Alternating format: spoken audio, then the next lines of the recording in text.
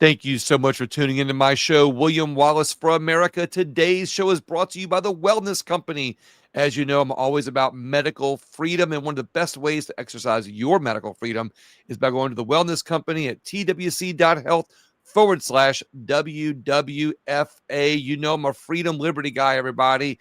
And one of the freedoms that I think that we need to think about more is being pro-life. You might not think about it as a freedom, but we live in a world where people are constantly attacked by what side they're on. And I think that we end up in the result of losing the focus on where freedom really is, and that's in life. And I want us all to be more pro-life, but I think there's a lot of things that we can do to meet in the middle. Also, I think you're going to find an interesting story today about Susan B. Anthony that you may have never known before. And I just found out today. With me today to tell us all of this is Kelsey Pritchard, who is the spokesperson for the Susan B. Anthony group organization, right? Kelsey, did I say that correctly? Yep, that's correct. Thanks for having me. Well, thank you so much for being on the show today. I really appreciate it. And we got a little bit of ground to cover, and we got to have some interesting conversation to bring to people that we actually had a little bit before we started the show today, which I think some people are going to be very interested in hearing. So before we start with that, Kelsey, I want to know, for the public purpose, what does Susan B. Anthony have to do with pro-life? I mean, we've always studied about Susan B. Anthony as being the lady who sewed the flag, right? So she was the lady who we know as being a big advocate for giving women the right to vote, and very important part of that movement and getting the flag of freedom is what I was referring to. But yes, go ahead. Yeah, and so people know that about her, but what you may not know about her is that she was pro-life, even way back when she was alive, before Roe versus Wade, and we have the status quo that we have now. She was pro-life, and she spoke out in support of unborn children and their mothers. And she saw abortion as something that was harmful to women, and spoke out in terms of that, as well as a tragedy for the loss of a life of a child. And so we're an organization we've been very women focused, and we've been very baby focused. Obviously, we exist and dog focused, and right, dog focused as well. And we exist essentially to someday end abortion, but we do that by being politically strategic and pragmatic, and by winning elections and passing incremental policies in the federal level and then in the states.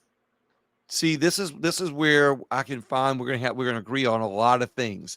My audience knows me as being a freedom liberty guy, and you know, and I always tell people, like, I don't want to take away freedoms that some people perceive as being good or bad or whatever, but I believe I try to find ways that we can meet, you know, and I hate to say in the middle, it sounds like such a bad thing, but finding the things that we can have commonalities on that I think will help women, help babies, protect life, and eventually get us to having a bigger pro-life mentality in our communities, in our country.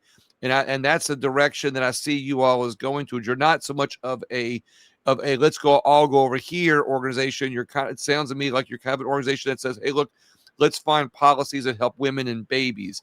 But real quick, do you know maybe I'll put you on the spot. Do you know the years Susan B. Anthony was around? What were like, when was she born? When did she die? Kind of thing. When was her time frame? Oh man, I should know that. I should know the exact years. It was like early 20th century, I think, when she was influential. Okay. Yeah, a lot of people don't realize that. So that was around before. My point being is that was around more before Planned Parenthood. It was before abortion really became something that people thought they had to fight for to have women's rights. And she was able to separate pro-choice and women's voting rights away from being pro-life. Am I correct on that? Yeah, I mean, she saw abortion as a tragedy and as something that was detrimental to women, and so she spoke up about it. It was really before we had all of these issues of that Roe v. Wade brought, right? Right. And forcing states to allow abortion throughout pregnancy and beyond, where a lot of Americans would want that. So she was influential, of course, as a women's voting rights and being a voice for women. But she saw just abortion in general as wrong and something that shouldn't be a part of our country. What I like about this story that I'm kind of pressing you on a little bit, and we're going to get to one of your topics in a minute. I think RFK is going to come out here in our conversation in a minute. But what I find really intriguing about this is a lot of women that are pro-choice think of they can't separate being pro-choice from being pro-women's rights. They believe that if you're pro-women's rights, you have to be pro-choice, and to be, like if you go back in time, to be pro voting rights for women, they would probably people today would think that women had to be pro-choice and pro voting rights back then. But Susan B. Anthony saw this as something that was a separate issue and saw them as being the antithesis of each other, I guess, Mhm. where, if you couldn't be pro voting rights and pro choice, that pro choice or abortion rights were something that took away a woman's right to vote, kind of in a way. They were kind of in I guess, they were uh, in combat with each other. Would that be the right way of saying it? Yeah, I mean, she was like the original feminist in some ways, right?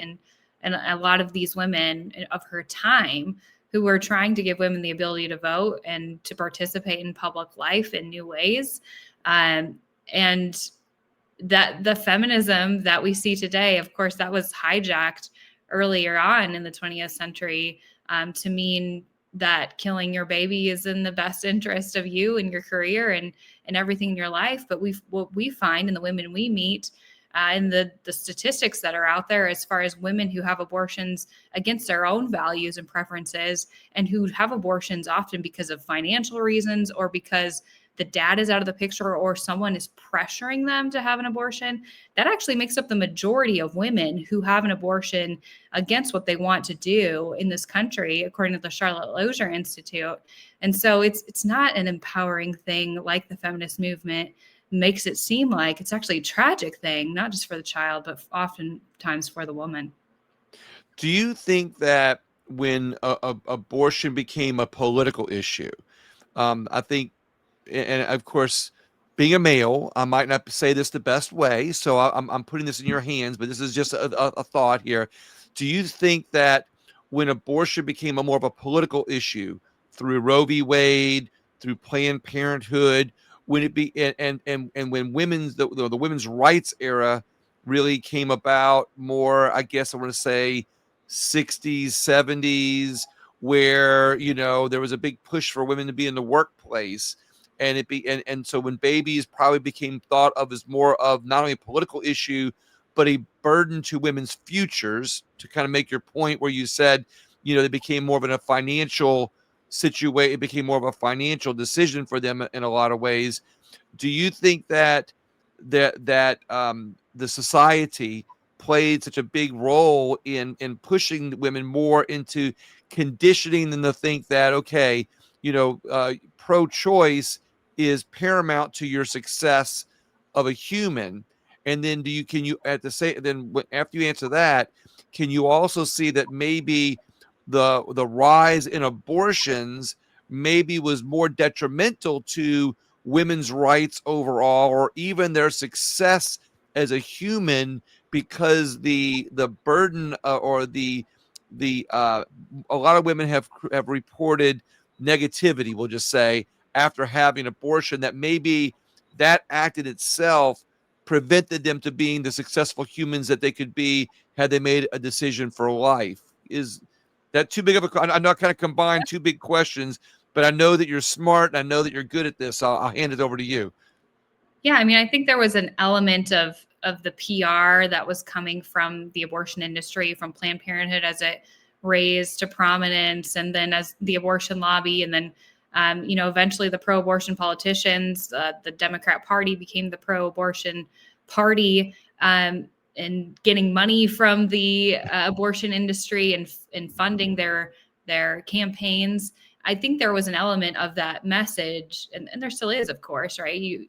this baby is going to impede your success. You're not going to be able to live out your dreams and all of those things. I think also we have to look at kind of the breakdown of the family when marriages started to break down, when people became more and more accustomed with, living with a boyfriend before they were married, and those types of things, I think plays a really big role into all of this, because then you don't have a father there who is wanting to support women in a lot of instances when they become unexpectedly pregnant. So there are so many things at play here. But to your question of does that actually sabotage women in becoming more successful because of the burden that abortion plays on them, specifically emotionally, as they grow and they get older? And I would think so. And let me tell you, I'm a mom and I have 3 kids. I have a 4th child on the way. Congratulations. Thank you. And actually, every time I've had a baby, I've either gotten a new job or been promoted and advanced in my career. I love it. And I think my children make me better at my work, because I have the drive to care for them and to be an example for them. And I think that's true for a lot of women. And we've been fed these lies that you can't do both, and you can. You absolutely can do both, especially in this modern age where we have appliances that help us get the housework done and more childcare options, although I know they're expensive and not perfect. But more and more, you have the ability to be the mom that you're capable of being, as well as pursuing your dreams in the workplace. I love hearing that. So, what you made me think of is, then do you think there was that abortion and women's rights became more of a tool by not only the Democrat Party, but maybe people on the left, or even groups of people that said, hey, if we use this as these abortion as a tool to get votes, much like the welfare system was used by the Democrats in the 60s to be able to get people to vote for them forever. And I'll just summarize that quote. We found that welfare has been used as a political tool. A need for families, we'll say, was in the welfare system was used as a tool to get votes. Do you think, and there's been other issues since then, but do you think that abortion was used as a tool to get women's votes instead of the alternative to being able to empower women the other way? Oh, exactly. I mean, it is a means for the Democrats to obtain power. And I think we really saw that in the last election with Kamala Harris. She really centered her campaign on the issue of abortion. And they haven't tempered themselves. They're no longer the party of safe, legal, and rare. They're the party of abortion anytime, anywhere. And they can't embrace any limits on abortion. And that has to do with them being in lockstep with the abortion industry that gives them millions upon millions for their elections each year. And they're actually, they think that they're on the winning side of this issue. But when you look at all the polls, it shows that Americans as a whole want to limit abortion after the first trimester. We're talking about, 2/3 of Americans or more, close to 70% in some polls, that want abortion not in the second trimester, not in the third trimester. But the Democrats can't bring themselves to say that and embrace that, because they have to be in lockstep with the abortion industry in order to keep getting that money and to keep seizing that power. So yes, they take that narrative from the abortion industry. They take their talking points, copy and paste them, use them exactly to try to show abortion as something empowering when it's really something tragic. Well, I'm glad that the Susan B. Anthony organization is working on a lot of these issues, to be able to expose that, to help empower women. But speaking of empowerment, the people on the right empowered Robert F. Kennedy, or I said they empowered him. They really, promoted him in the public social media to get to the position where he is today. And he's done some things as in his position that were considered pro-life, and some that are not considered as pro-life. Can you tell me about that story, something that you guys are talking about? Yeah. So We're specifically talking about abortion drugs as it relates to RFK and the FDA.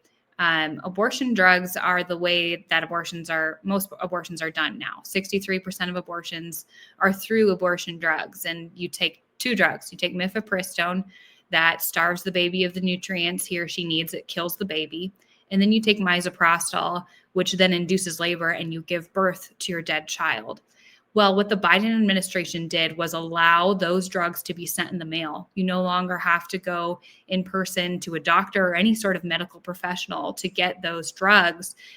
They used to say abortion was a decision between a woman and a doctor, and they don't say that anymore very often, because It's now now between them and their pharmacist. through or your mailman, Right. and you can just get it in the mail. Because of this rule that Biden put in place during COVID, that was the justification. It was COVID. They had to do it. And the FDA and HHS, RFK, Macari, they have not rolled back that Biden rule. They have let that Biden rule sit and have not done anything about it when they could get rid of it immediately. And what they have also done, they have promised to study the safety of that first drug I mentioned, mifepristone, to women, because it has sent so many women across this country to the ER with sepsis and hemorrhaging and infection. Up as many as 11% of women have experienced a side effect like that with this mifepristone drug. So they say they are studying the safety of that drug.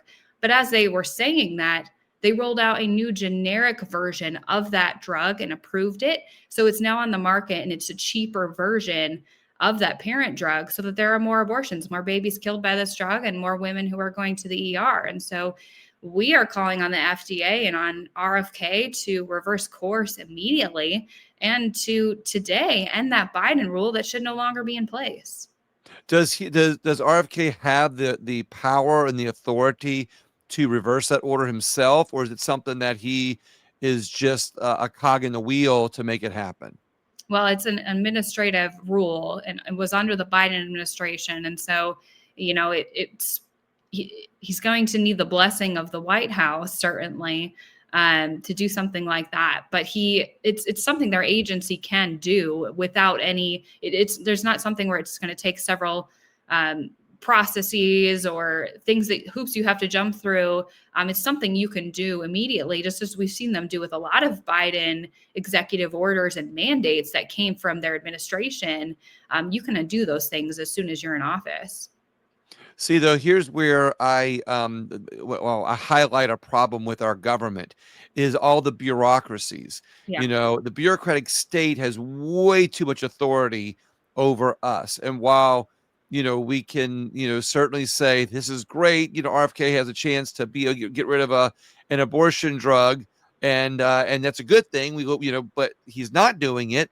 And at the same time, why does a bureaucratic agency have that much control over not only society, but in this case, women's health? And I've talked about this before, but it's been a while where this drug, as you said, it kills a baby. But Mm-hmm. let's just take baby out. Let's just say it's a blob of cells, like the left likes to say, right? And I'm not saying that I agree with that at all whatsoever, but using their example that this is a blob of cells. If this drug kills a blob of cells, you now have a mass of dead cells in your body. And if a woman's body is not ready to, and I'm going to use this word, expel, or, only because it just, again, like I said, being on, using their side, so to speak, instead of it giving birth, a woman's body, when it's ready to give birth to a child, it happens naturally, and it's physiologically the right timing. Using their analogy that it's a blob of cells, and a woman's body is not ready to expel that blob of cells, it rots in their body. And I hate to use that, but that's why women are getting sepsis. Again, I'm a guy, so I might not be using the right terms, but I'm also just trying to say it as if they would say it that way, because if physiologically this is trapped in a woman's body, is this why 11% of women are getting sick? Are you following my analogy? I know I'm saying it a little bit differently, but just for Yep. a purpose of description. Yeah, that's often what's happening. Or if you have an ectopic pregnancy, for instance, the drugs don't work as they're supposed to. And that can cause major problems, and you're in serious danger if you take this drug with an ectopic pregnancy. And of course, you don't have a sonogram if you're getting these pills in the mail, and you're not verifying whether you have that ectopic pregnancy. You're also not verifying how far along you are. Women can often be wrong about that. They can think they're 7 weeks, but they're actually 12 weeks or 13 weeks pregnant. And that's also when a woman can be in very serious danger, because the FDA has approved this drug, I believe, only until 10 weeks. Although we know Planned Parenthood and others will prescribe it much later than that. And so that puts a woman in danger. And so there can be these various things.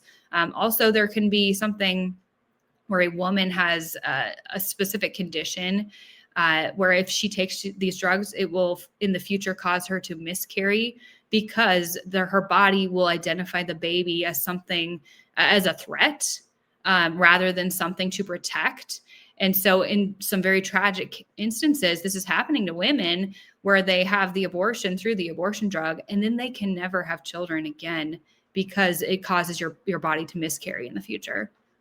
So in other words, these medications are being advertised as safe and effective, and most women are listening to safe and effective and saying, "Oh, this is something I can take care of myself. It's something that it's my body, my choice. It's something I can take care of myself. It's safe and effective." They do it, they get in trouble, and then they don't realize all of the different things that could come into play, like you said, future pregnancies, and not only that, but how high is mental depression in women that have had abortions? Or in the case of this drug, have y'all been tracking how many women are affected on their mentality is affected by this medication? Have y'all tracked that yet? Yeah, and I think we've got some new studies that are coming out about that, specifically relating to mental health. But there are various studies that show the impact, not just physically, but mentally. Like PTSD is what happens often, and depression and anxiety, suicidal thoughts. And the impact for women mentally alone is tragic. And then when you add in the physical side effects, this is not just an assault on babies. This is an assault on women across our country who, you're right, think that you can just get these pills in the mail, easy fix, go back to life how it was. That's not La-di-da. yeah, it's sad. It's tragic. Well, so what can women do? I mean, of course, awareness is big, which is what you all are working on at your organization. But what can women do, or what can people do in general to help motivate RFK, or to help facilitate better care for women that are in this scenario that you're referring to? Yeah, I think there's the political front where you need to make sure any official that you have that represents you who is pro-life knows about this.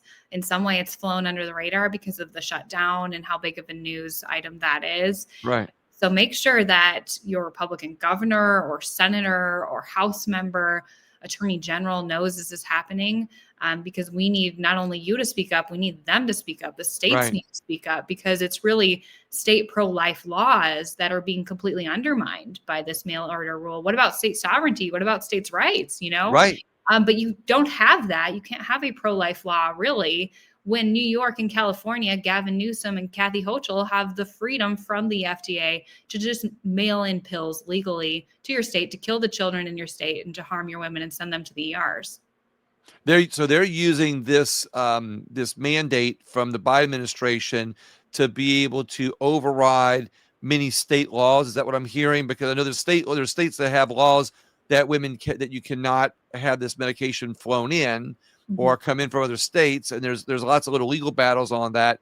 So I want you to discuss that a little bit here. But one last question about that is: so you're saying that Gavin Newsom and Hochul have found a loophole to be able to still get this medication into the states that have that ban, and they're using this mandate. I'll let you comment on that.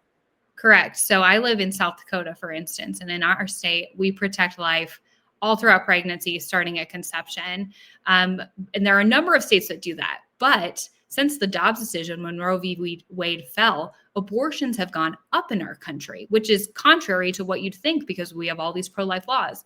It is because Gavin Newsom and J.D. Pritzker and these blue state governors can shield these abortion drug dealers in their states and allow them to mail drugs into pro-life states. And they're coming in every day, all the time to these states. And we've had Texas, Ken Paxton, and other states, Liz Murrill in Louisiana, sue these abortion drug dealers in New York and other states, California, and they don't get anywhere because they haven't gotten anywhere yet because the FDA allows this. They have left the Biden rule stand, and these blue states have something called shield laws where they are shielding their abortion drug dealers at the expense of the women and children in other states.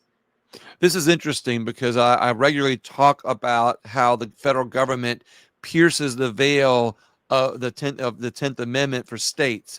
And we've lost not only a lot of personal freedoms and liberties, but our states have lost rights because they've accepted all this federal money. Then the bureaucratic state gets bigger.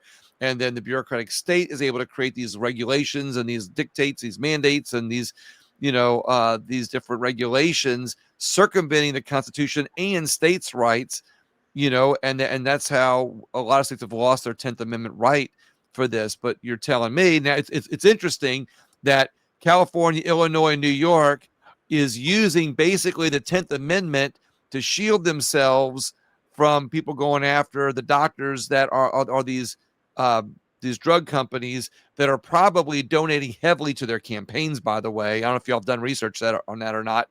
And then, but states like Louisiana and Texas have lost 10th Amendment rights that would help them stop this from happening. Is that what I'm seeing?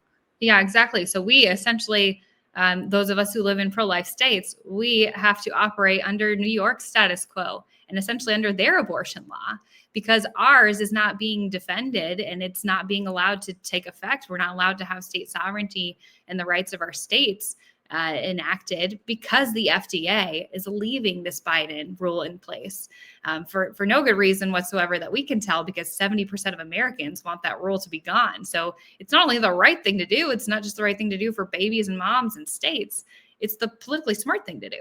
Right. I tell everybody on a regular basis, for the left or the Democrats or pro-choice people to be cheering, some of these activities by, Governor Newsom and Hochul and Pritzker, it's the pendulum swings, and the pendulum is only swinging constantly because the people that have been, we've been divided up by ideologies. And we allow it to swing because we keep pushing it further and further. And as a result, we allow the bureaucratic state to get more powerful. We allow federal government to get away with what they're getting away with. And we allow governors like this to get away with what they're getting away with.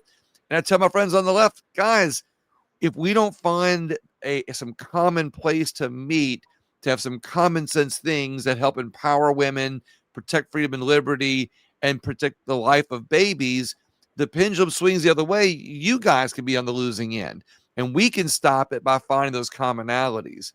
Is there anything else that you guys are working on where you're bringing more women together and awareness? And I know we've talked a little bit about RFK, but I'm sure there's some other things that you might want to talk about. I want to give you that opportunity.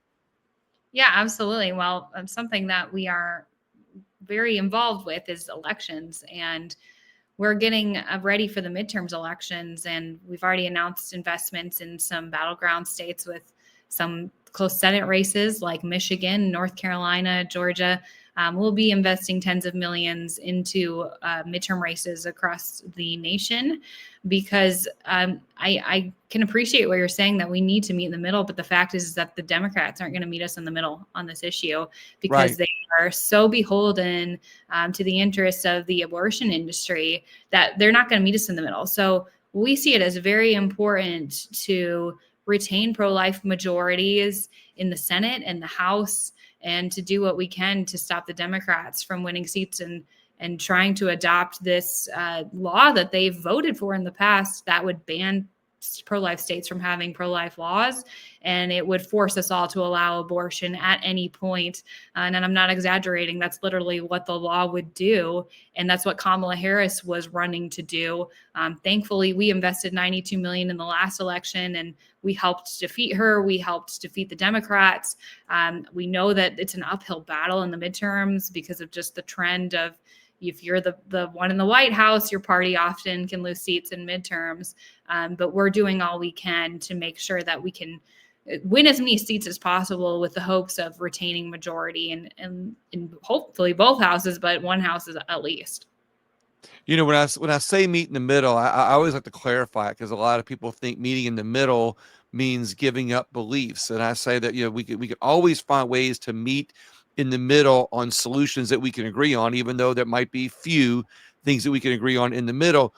I think it's important that we don't give up our beliefs, our core beliefs. We don't give up our ideological values. We don't give up our personal values when we try to meet in the middle. Instead, we use our values and our conscience to guide us, to our end game, which is being, pro-life and being pro-family and pro-babies, but sometimes we have to step away a little bit, just enough to get some people to see that, we have some rational, very good things that will actually help women and empower women on a larger scale. And that's kind of why I've joined this fight that with pro-life organizations, and that, hey, look, I'm a pro-freedom guy, like I said before originally, but ultimately, we don't win as a society on gathering around values that just allow abortion. We win as a society to gather around policies that are pro-family, that are pro-freedom, pro-baby, pro-life, and pro-women, but most importantly, pro-health. And when you look at the health problems that surround the abortion lifestyle or the abortion decisions, then you look at a society that ends up needing more health care than a society that is just pro-family and pro-health and pro-baby. Did I say that too long, or do you have a summary of that? I would say I agree with you in one respect, and I disagree in another. If I could, Absolutely. No, I love this. I love this. So I agree with you in that if we're going to make progress on the issue of abortion, we have to take incremental steps. We can't say we need a national law that stops all abortions and protects life at conception. That's not going to happen. And we've taken that approach in states too. When we couldn't get a heartbeat law passed in Nebraska, for instance, we did get a 12-week law passed. Yeah. And so we're all about saving as many lives as we can, as fast as we can. Who can we save today? And so agree with that we need to be strategic, pragmatic, meet where we have to in the middle if we can get things done. The point where I disagree, I guess, goes back to Washington, D.C., unfortunately, and it's how extreme the Democrats have become. And let me give you one example.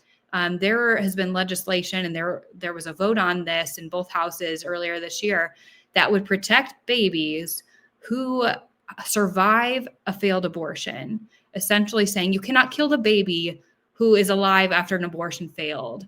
And the Democrats blocked that legislation. They can't even agree with that.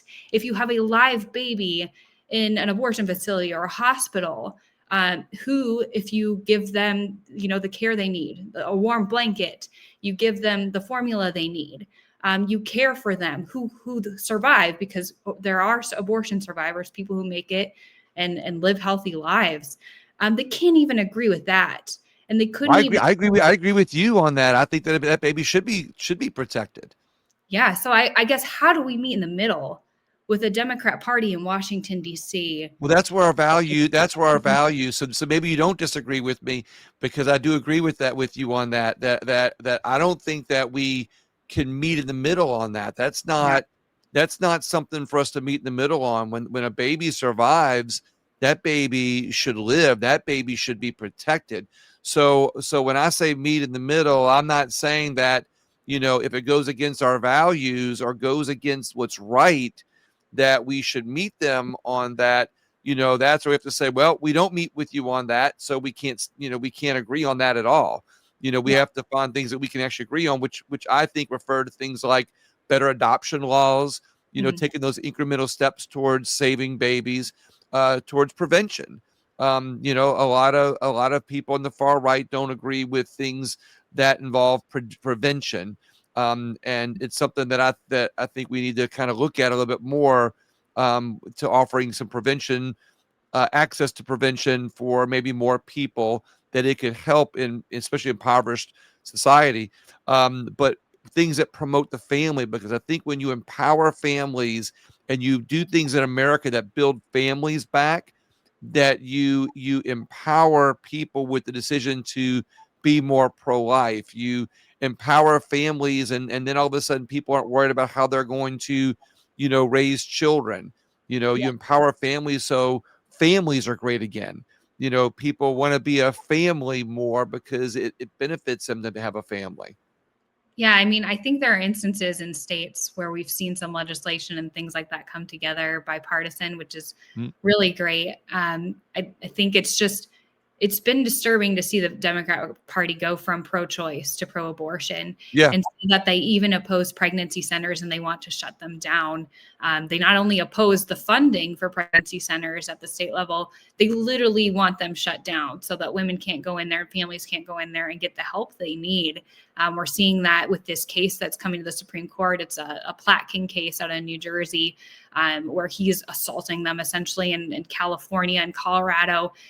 They've just been, it's been awful to watch them um, try to take away and end No. these facilities that come alongside a woman when she not only when she has the unexpected pregnancy, but often for the first 2 years of her child's life, to provide her with free diapers and free clothes and Right. emotional support.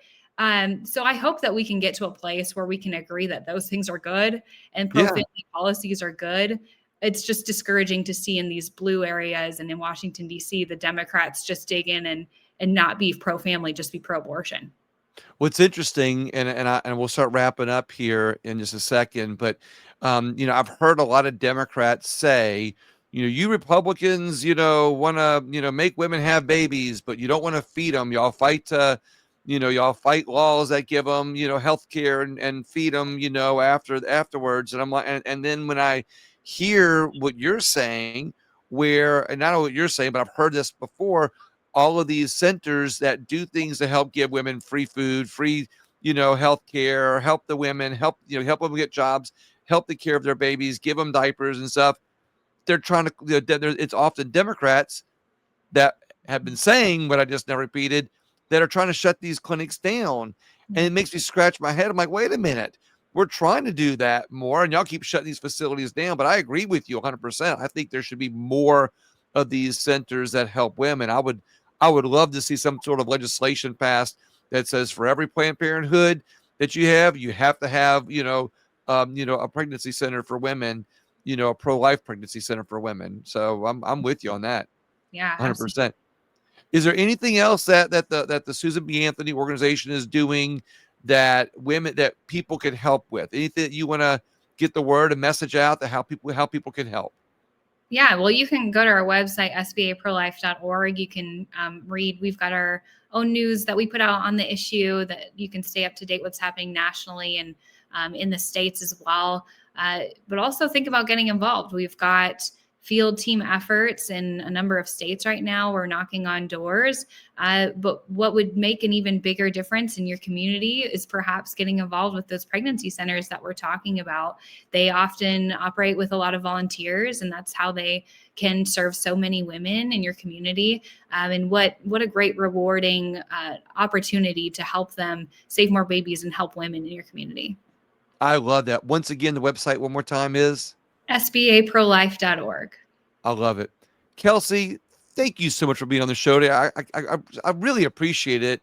But I'm grateful for what you and the organization, the Susan B. Anthony organization, is doing to help women. And you have my support on that. And I really want to find ways. I really want to find ways to help more women. And I can't tell how much I appreciate that. Thank you. Thank you. God bless. Thanks for having me. Thank you very much. Hang on one second while I close the show and ask everybody to please not only share the interview, share the video, share the content, but Do whatever you can do to help women in crisis in your community. And I say crisis only because that's the perception that they make it to be. But the reality is, if more of us help women's centers that are doing things to help promote life, not only do women prosper, but we prosper as a society. Please share the interview. Thank you again so much. And my next show is coming up soon.